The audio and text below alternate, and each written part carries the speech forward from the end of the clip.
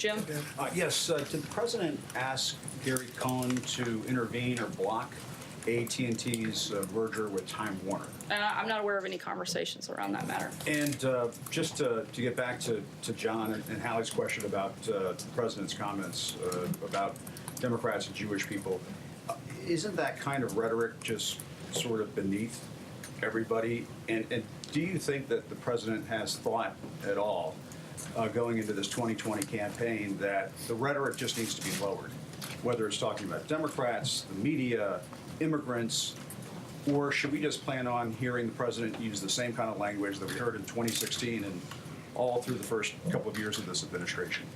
Look, I think that the real shame in all of this is that Democrats are perfectly capable of coming together and agreeing on the fact that they're comfortable ripping babies straight from a mother's womb or killing a baby after birth, but they have a hard time condemning the type of comments from Congresswoman Omar.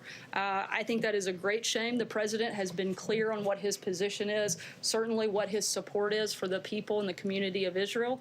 And beyond that, I don't have anything further for you, I Jim. think that just sort of drags down the rhetoric in the debate when you're saying something that's just patently untrue. I mean, obviously, Stating their policy positions but is not Democrats patently don't. But untrue. Democrats don't hate Jewish people. It's just silly. It's not true. I think they So- should call out their members by name, and we've made that clear. I don't have anything further for you. April? President, you know, Sorry, Jim. his April, rhetoric go ahead. after Charlottesville saying that there are very fine people on both sides in Charlottesville, essentially suggesting that there are very fine people in the Nazis. That's not at all You know, what the president was stating. well, not but- then, not at any point. The president has been incredibly clear and consistently and repeatedly condemned hatred, bigotry, racism in all of its forms, whether it's in America or anywhere else. And to say otherwise is simply untrue. April. That's kind of along what I was asking, two questions, but that's kind of along what I was asking. Since the president did say that in Charlottesville, some very fine people on both sides, has he, in your opinion, or has he, or us, because I don't remember it, condemned the neo-Nazis in Charlottesville for their actions against the Jewish Americans there? The president has condemned neo-Nazis and called them by name, which is what we are asking Democrats to do when they see the same type of hatred. Deborah. Also, can we Yeah, expect sorry, to I'm have, making it. Deborah, go ahead. Can we expect to have briefings more often now, since there have been a little bit of changing atmosphere here? I haven't noticed a change in the atmosphere. I know that the president's the most accessible president in modern history.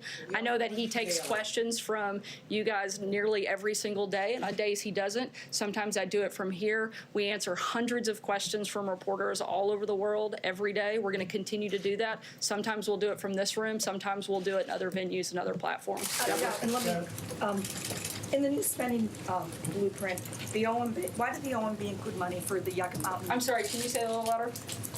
Yes, I can.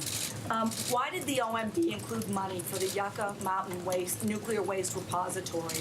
And what are the chances, it's in your spending blueprint, and what are the chances that Congress will actually enact that? I think that the chances that Congress will do its job based on historical precedent over the last couple of months are probably unlikely, but that doesn't mean we're not hopeful that they will work with us, look for ways that we can reduce spending and protect our military, do things like that, which you see in the president's budget. We'd love for them to work with us on that. Can you tell us a little bit about what the thinking was to put that in?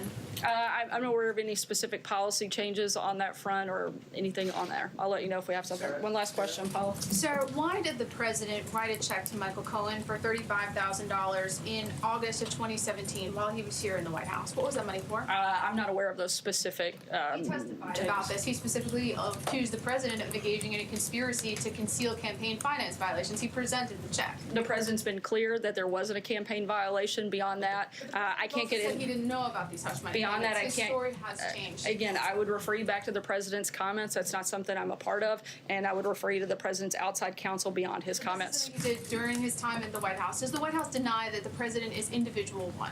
I'm sorry. Individual ONE in the Southern District of New York. Again, the I'm not person going to who directed comment Michael on that Cohen? on an ongoing case. That's not something I would be a part of here at the White House, and I would refer you to outside counsel. What I can tell you is the president has stated his position and made it clear. Thanks so much, guys. Why did the president deny saying something that was caught on tape?